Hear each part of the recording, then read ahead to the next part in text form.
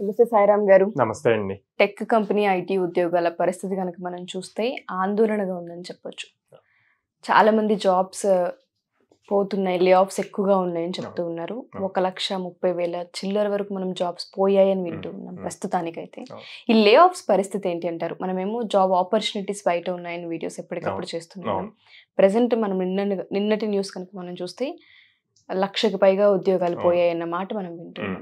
ఏంటి అంటే అసలు ఏం జరుగుతుంది అంటారు? నిన్నటి న్యూస్ ప్రకారం ఈ 2024లో ఇప్పటి వరకు 1,26,000 జాబ్స్ లే ఆఫ్ అయినాయండి. సో వీళ్ళందరూ కూడా మిడ్ సీనియర్ పొజిషన్స్ ఇట్లాగా అనమాట. ఓకే, సో మీరు అడిగిన క్వశ్చన్, మీరేమో ఓపెనింగ్స్ ఉన్నాయి అంటున్నారు, అక్కడ లే ఆఫ్ జరుగుతున్నారు. సో కోడ్నాన్ డీల్ చేసేది కంప్లీట్ ఫ్రెషర్స్ అనమాట. సో ఫ్రెషర్స్ పాయింట్లో ఓపెనింగ్స్ అన్నవి జరుగుతూనే ఉన్నాయి. ఓకే, వేరే లే ఆఫ్స్ వచ్చేసి ఫ్రెషర్స్ కన్నా కూడా మిడ్ టర్మ్ వాళ్ళకి జరుగుతున్నాయి. ఎందుకు జరుగుతున్నాయి అంటే ఏఐ ఇంపాక్ట్ ఒకటి బాగా ఉంది. సో వాళ్ళు అప్ స్కిల్ అవ్వకపోవటం. సో ఇప్పుడు మీకు ఏఐ వచ్చేసి 5-6 మెంబర్స్ చేసే వర్క్ ని తను ఒక్కటే చేసేస్తుంది. ఓకే, దానికి ప్రాపర్ గా ప్రాంప్ట్స్ ఇవన్నీ ఇవ్వాలి. సో అవి అప్ స్కిల్ అయితే వాళ్ళ జాబ్ సెక్యూర్డ్ గా ఉంటది.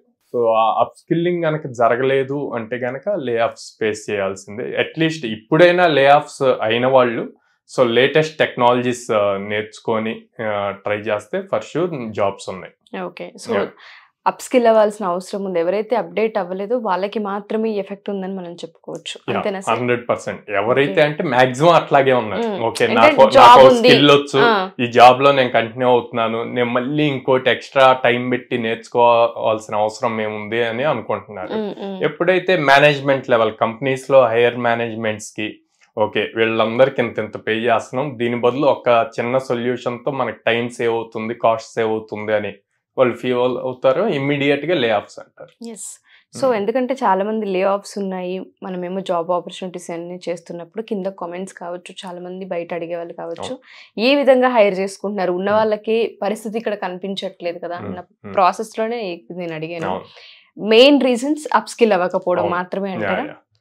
ఈవెన్ ఇప్పుడు మనం ప్లేస్ చేసే ఫ్రెషర్స్ అయినా వాళ్ళు 2 years లోపు అప్ స్కిల్ అవ్వలేదు అనుకోండి, వాళ్ళైనా అంతే. ఓకే, అంటే అప్ స్కిల్ మీన్స్ ఏ విధంగా అంటారు? అంటే ఎటువంటి కోర్సెస్ మళ్ళీ తీసుకోవాల్సిన అవసరం ఉంటుంది? వెరీ సింపుల్ అండి. ఒక 2 years బ్యాక్ ఓపెన్ ఏఐ అన్నది ఎవరైనా ఎక్స్పెక్ట్ చేశారా?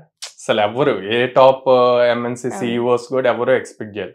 అట్లాంటిది అది వచ్చి మొత్తం చేంజ్ చేసేసింది. సో నెక్స్ట్ 1 year లో కూడా ఇంకోటి ఏదో వస్తుంది. అవి వచ్చినప్పుడు దానికి తగ్గట్టు మనం 1 month 2 months టైం స్పెండ్ చేసి రీసెర్చ్ చేసుకొని మన జాబ్ రిలేటెడ్ ఆ వచ్చిన న్యూ టెక్నాలజీ ఎలా యూజ్ అవుతుంది అన్నది చూసుకొని అప్ స్కిల్ అవుతూ ఉండాలి. It's continuous effort, continuous learning. Continuous learning చేస్తే కంటిన్యూస్ ఎర్నింగ్ వస్తుంది. కంటిన్యూస్ లెర్నింగ్ చేస్తే కంటిన్యూస్ ఎర్నింగ్ వస్తూ ఉంటుంది. మీరు అన్నట్టుగానే ఎప్పటికప్పుడు అప్డేట్ అవుతూనే ఉండాలి. ఎవరైతే ఈ సాఫ్ట్వేర్ కంపెనీస్ వైపు ఉంటూ ఉంటారో టెక్నాలజీ ఎప్పటికప్పుడు కొత్తగా పుడుతూనే ఉంటుంది. దానికి తగ్గట్టుగానే స్టూడెంట్ కూడా టర్న్ అవ్వాలి. ఎప్పటికీ స్టూడెంట్ లా ఉండాల్సింది, ఎప్పుడు స్టూడెంట్ లా నేర్చుకుంటూనే ఉండాలి లేటెస్ట్ థింగ్స్. అట్లా అయితేనే హైయర్ పొజిషన్స్ కి వెళ్ళే అవకాశం ఉంటుంది.